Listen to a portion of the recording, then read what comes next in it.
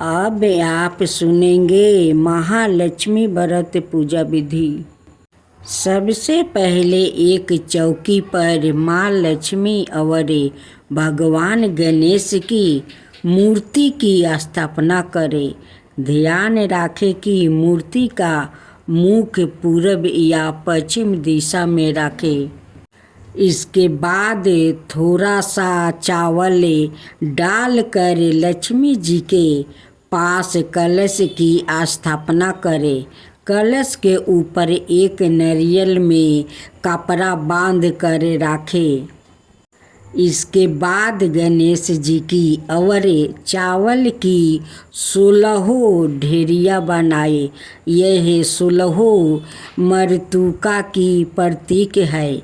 9 ग्रहों और 16 मृतका के बीच स्वास्तिक का चिन्ह बनाए। साथ ही 11 दीपक, खीर, बतासे, मिठाई, वस्तु, आभूषण, चंदन का लेप, सिंदूर, कुमकुम, सुपारी, पान, फूल, दूबा, चावल, लवंग, इलायची, केसर, कपूर, हल्दी, धूप, अगरबत्ती। इसके बाद विधि विधान के साथ पूजा करें। सबसे पहले गाथा का पाठ करें। अंत में भगवान गणेश और माँ लक्ष्मी की आरती करें। अब गाथा सुने। एक गांव में एक गरीब ब्राह्मण रहता था। वो दिन प्रतिदिन भगवान विष्णु की आराधना करता था। भगवान विष्णु उसकी भक्ति से बहुत प्रसन्न हुए और उन्होंने अपनी प्रिया भक्त को दर्शन दिया। साथ ही ब्राह्मणी ने कहा कि तुम्हें जो वरदान मांगना है तुम मांग सकते हो। जब ब्राह्मणी ने इच्छा जाहिर करते हुए कहा कि वो चाहती है कि उसके घर में माँ लक्ष्मी का वास हो जाए। इसके बाद भगवान विष्णु ने उस ब्राह्मणी को अपने घर में माँ लक्ष्मी को बुलाने की तरीका बताया। भगवान विष्णु ने बताया कि तुम्हारे घर से कुछ ही दूरी पर जो मंदिर है वहाँ एक स्त्री आती है। वहाँ आकर वो उबले थापती है तो तुम्हें उसे अपने घर आने का न्योता देना होगा। वही माँ लक्ष्मी है। ब्राह्मणी ने भगवान विष्णु के कहे अनुसार ही किया। ब्राह्मणी ने उस स्त्री को अपने घर आने का न्योता दिया। तब माँ लक्ष्मी ने उस ब्राह्मणी से कहा कि वो 16 दिन के लिए माँ लक्ष्मी की पूजा करे। माँ लक्ष्मी के कहे अनुसार ब्राह्मणी ने 16 दिन तक माँ लक्ष्मी की उपासना की। माँ लक्ष्मी ने फिर उस ब्राह्मणी को आशीर्वाद दिया और उसके घर में निवास किया। तभी से जो व्यक्ति कार्तिक मास में माँ लक्ष्मी की इन 16 दिनों तक उपासना करता है, माँ लक्ष्मी उस पर प्रसन्न होकर उसे सुख समृद्धि का आशीर्वाद देती है। अब दूसरा कथा। एक बूढ़ा ब्राह्मण था। वो रोज पीपल को जल से सींचता है। पीपल में से रोज एक लड़की निकलती है और कहती है पिताजी मैं आपके साथ जाऊंगी। यह सुनते सुनते बूढ़ा दिन पर दिन कमज़ोर होने लगा। तो बुढ़िया ने पूछा कि क्या बात है। बूढ़ा बोला कि पीपल से एक लड़की निकलती है और कहती है कि वो भी मेरे साथ चलेगी। बुढ़िया बोली कि कल ले आना उस लड़की को जहाँ 6 लड़कियाँ पहले से ही हमारे घर में है, वहाँ 7वीं लड़की और सही। अगले दिन बूढ़ा उस लड़की को घर ले आया। घर आने के बाद बूढ़ा आटा मांगने गया तो उसे पहले दिनों की अपेक्षा आज ज़्यादा आटा मिला था। जब बुढ़िया यह आटा सानने लगी तो लड़की ने कहा कि लाओ मैं भी सान देती हूँ। जब वो आटा सानने बैठी तो परात भर गई। उसके बाद माँ खाना बनाने जाने लगी तो लड़की बोली कि आज रसोई में मैं जाऊंगी। तो बुढ़िया बोली कि ना, तेरे हाथ जल जाएंगे। लेकिन लड़की नहीं मानी और वो रसोई में खाना बनाने गई तो उसने तरह तरह के 36 व्यंजनों बना डाले और आज सभी ने भर पेट खाना खाया। इससे पहले वो आधा पेट भूखे ही रहते थे।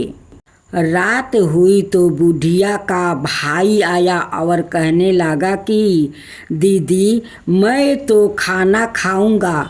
बुढ़िया परेशान हो गई कि अब खाना कहाँ से लाऊंगी। लड़की ने पूछा कि माँ क्या बात है। उसने कहा कि तेरा मामा आया है और रोटी खाएगा, लेकिन रोटी तो सबने खा लिया है, अब उसके लिए कहाँ से लाऊंगी। लड़की बोली कि मैंने बना दूंगी और वो रसोई में गई और मामा के लिए 36 व्यंजन बना दिया। मामा ने भर पेट खाया और कहा भी कि ऐसा खाना इससे पहले उसे कभी नहीं खाया है। बुढ़िया ने कहा कि भाई तेरी पवानी भाजी है, उसे ने बनाया है। शाम हुई तो लड़की बोली कि माँ चौका लगा के चौके का दिया जला देना, कोठे में मैं सोऊंगी। बुढ़िया बोली कि ना बेटी तू डर जाएगी। लेकिन वो बोली कि ना, मैं ना डरूंगी, मैं अंदर कोठे में ही सोऊंगी। चाहे कोठे में ही जाकर सो गई। आधी रात को लड़की उठी और चारों ओर आँख फाड़ी तो धन ही धन हो गया। वो बाहर जाने लगी तो एक बूढ़ा ब्राह्मण सो रहा था। उसने देखा तो कहा कि बेटी तू कहाँ चली। लड़की बोली कि मैं तो दलिद्रता दूर करने आई थी, अगर तुम्हें दूर करवानी है तो करवा लो। उसने बूढ़े के घर में भी आँख से देखा तो चारों ओर धन ही धन हो गया। सुबह सवेरे सब उठे तो लड़की को ना पाकर उसने ढूंढने लगी कि पवानी बेटी कहाँ चली गई। बूढ़ा ब्राह्मण बोला कि वो तो लक्ष्मी माता थी जो तुम्हारे साथ मेरी दलिद्रता भी दूर कर गई। हे लक्ष्मी माता, जैसे आपने उनकी दलिद्रता दूर की वैसा ही सबके करना। अब सुने पोपा बाई की कहानी। किसी गांव में एक पोपा बाई रहती थी। वो बहुत ज़्यादा नियम में व्रत करती थी। एक दिन उसने भाई भाभी से कहा कि मैं शादी नहीं करूँगी, इसलिए मेरी झोपड़ी गांव के बाहर बनवा दो और गांव के सभी लोग से कह दो कि वो अपनी गाय बछड़ों को मेरे यहाँ घास भूसे चरने को भेज दे। जो बाचा कुचा खाना है वो मुझे खाने को दे दो। एक दिन नगर का राजा शिकार खेलने जंगल में आया और गांव के बाहर जंगल के पास बनी झोपड़ी देखकर रुक गया। झोपड़ी के पास जाकर उसने आवाज़ लगाई कि कौन है, लेकिन भीतर से कोई आवाज़ ना आने पर वो लगातार दरवाज़ा खटखटाता रहा। तब पोपा बाई उठी और कहने लगी कि कौन हो तुम जो बार बार दरवाज़ा बजा रहे हो? क्यों आवाज़ लगा रहे हो? राजा ने कहा कि मैं यहाँ का राजा हूँ और तुम्हारे साथ विवाह करना। पोपा बाई ने कहा कि जहाँ से आए हो वही चले जाओ, मैं किसी पराई आदमी का मुख नहीं देखती हूँ। राजा ने पोपा बाई की एक नहीं सुनी और उसे जबरदस्ती उठा कर ले गया। तब पोपा बाई ने राजा को श्राप दिया कि उसका सारा राजपाट नष्ट हो जाएगा। महल में आने पर राजा की रानियों ने सारी बातें सुनकर राजा से अनुरोध किया कि उसे वही वापसी छोड़ आवो। राजा जब पोपा बाई को वापसी झोपड़ी में छोड़ने जाने लगा तो रास्ते में पाप की नदियाँ आई जिसमें बह डूब गया। पोपा बाई धर्मराज जी के यहाँ पहुँची और धर्मराज जी ने उन्हें स्वर्ग का राज दे दिया। एक बार एक सेठ और सेठानी मृत्यु लोक से स्वर्ग लोक आए तो उसके द्वार बंद देखकर वो धर्मराज जी से द्वार खोलने का अनुरोध करते हैं। धर्मराज जी कहते हैं इस द्वार पर पोपा बाई का राज है। इस पर सेठ सेठानी कहते हैं कि हम पोपा बाई को नहीं जानते हैं। धर्मराज जी उन्हें दोनों की बात सुनकर कहते हैं कि तुम दोनों 7 दिन तक मृत्यु लोक में रहे हो। 8 खोपरा से राई भर कर 5 कपड़े ऊपर रख कर कहानी सुनकर उद्यापन करना और कहना कि राज है पोपा बाई, लेखा लेगी राई राई का, सारे बोलो पोपा बाई की जय। अब चौथा कथा। पौराणिक मान्यता के अनुसार इसे 1 महीने में विधि पूर्वक स्नान ध्यान दान उपवास करने से व्यक्ति के करोड़ों जन्मों का पाप मिट कर मोक्ष की प्राप्ति होती है।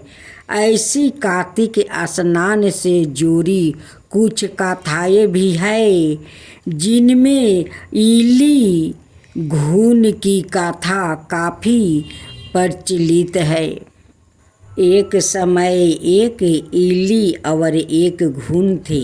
एक दिन इली ने घून के सामने कार्तिक स्नान की इच्छा जताई, लेकिन घून ने कार्तिक स्नान के लिए मना कर दिया। इसके बाद इली ने तो राजा की बेटी के पल्ले से लाग कर कार्तिक स्नान कर लिया, पर घून जीवन में कोई धर्म नहीं कर पाया। कुछ समय बाद दोनों की मौत हो गई। कार्तिक स्नान के प्रभाव से इली तो अगले जन्म में राजा की बेटी के रूप में जन्मी, पर घून अधर्मी होने पर गाधा बना। बरी होने पर जब राजा ने अपनी कन्या का विवाह किया तो ससुराल जाते समय उसने अपनी पालकी रास्ते में ही रुकवा ली। जब राजा ने इसका कारण पूछा तो कन्या ने उस गधे को अपने साथ ले जाने की इच्छा जताई। तब राजा ने कहा, यह मत ले, चाहे और धन दौलत ले ले। पर कन्या ने गाधा की ही जिद की और उसे अपने साथ ले गई, जहाँ उसे राजमहल में सीढ़ियों के पास बांध दिया। अब जब भी रानी महल से नीचे उतरती तो वो गाधा से पूछते जन्म की बात करती, जिसे एक बार उसकी देवरानी ने देख लिया और उसने राजा को जाकर कहा कि आपकी रानी गधे से बात करे, कोई जादू टोना करती है। इस पर राजा भी छिप कर उसे देखता है तो वो उसे भी गधे से बात करती नजर आती है। यह देख वो क्रोध से भर कर अपनी तलवार निकाल लेता है और रानी से पूछता है कि बता तू यह क्या जादू टोना कर रही है।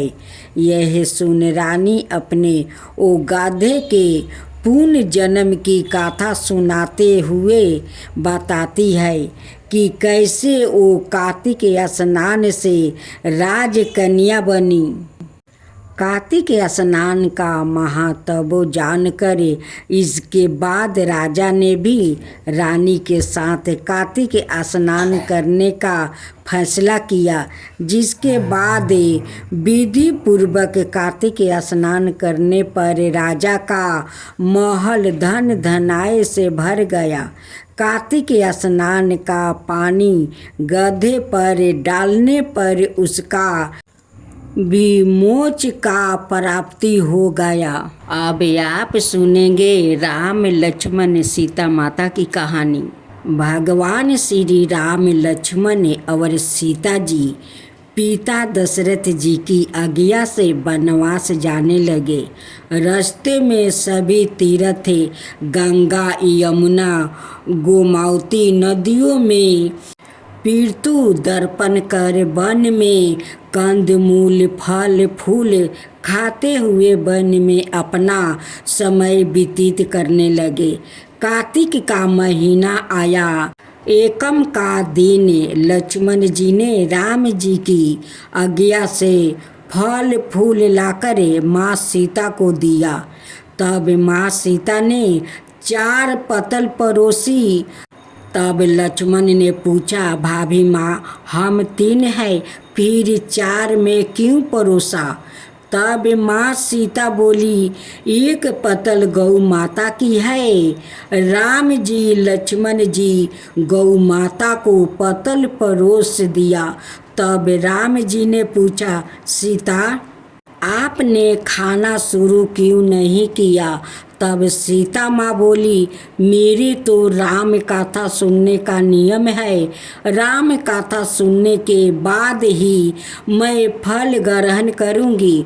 तब राम जी बोले, मुझे कथा सुना दो। लक्ष्मण जी बोले, मुझे सुना दो। तब माँ सीता बोली, औरत की बात औरतें सुने। आप मेरे पति हो, आप मेरे देवर हो, आपसे कैसे कहूँ?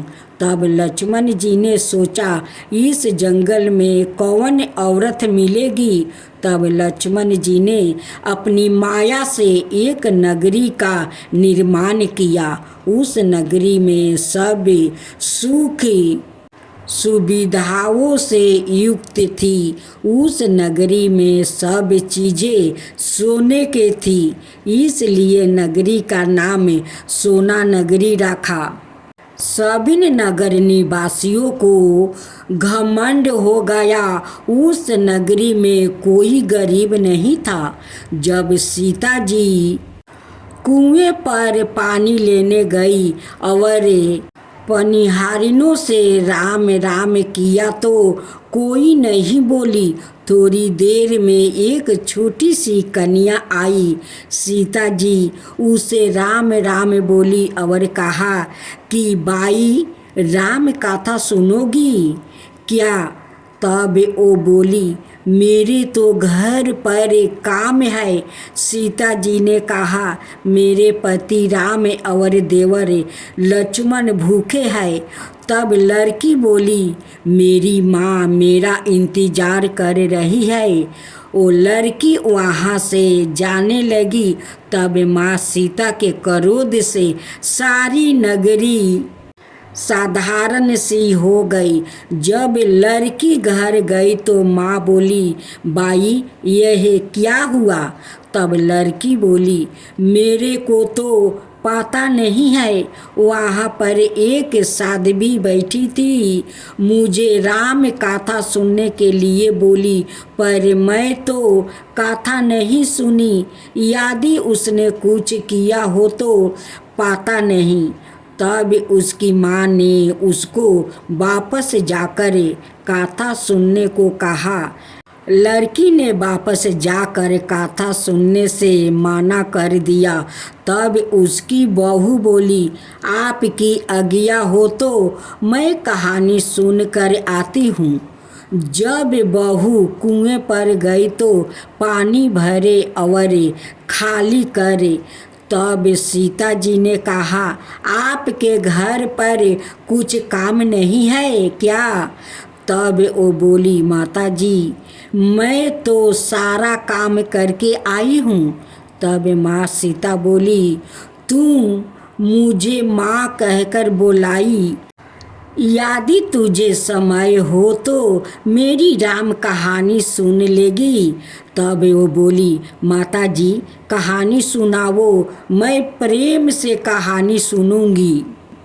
चंदन चौकी मोतिया हार, राम कथा महारे, हिवड़े रोवे आधारे। राम कथा सुनाऊं राम ने मनाऊं, राम कहे तो परदेश मैं जाऊं। सीता जी ने कहा हे बाई तूने मेरी मृत्यु लोक में मदद करी, भगवान तेरी स्वर्ग लोक में रक्षा करेंगे। सीता जी ने राम कथा सुनाई, बाई ने कथा सुनी। आबो राम बैठो राम, जल भर झरिया लाई राम, केलारी दतवन लाई राम, ठंडा जल भर लाई राम, संपाढ़ो पाधारो राम, जलकाए टोपी लाई राम, कहाँ की लंगी लाई राम, सौरन सिंहासन लाई राम, तापर आप बिराजो राम, झालर टिकरा लाई राम, शंख धवानी गराऊ राम, हिवड़ो हीरा शोभे राम, निरखता मन मोहे राम, चरण शरण में आई राम, शरण अपारी ले लो राम, माखन मिश्री लाई राम, माखन मिश्री और रोगो राम, दूध भर कटोरी लाई राम, सेवा चिरंजी परोसु राम, खाती मीठी चखो राम, चरखो परोखो अरोगो राम, रुच रुच भोग लगाओ राम, जो पाओ सो ले आओ राम, जल भर झरिया लाई राम, आबो अच मन कराओ राम, सवाछ गमछा लाई राम, हाथ मुख पोछलो राम, पुष्पा सुतेज बिछाऊ राम, हिंगुलू डोलाया डोलाऊ राम, सीता जी चरण दबावे राम, सुख भर तेज पोढ़ो राम, हजारों पंख ढोलू राम, थामे राम महा में राम, रोम रोम में राम ही राम, घट घट माया बिराजो राम, मुख में तुलसी बोलो राम, खाली मिजाज कई काम, जब बोलो जब राम ही राम, बोलो पंची राम राम पुण्य हवे मंगल काम।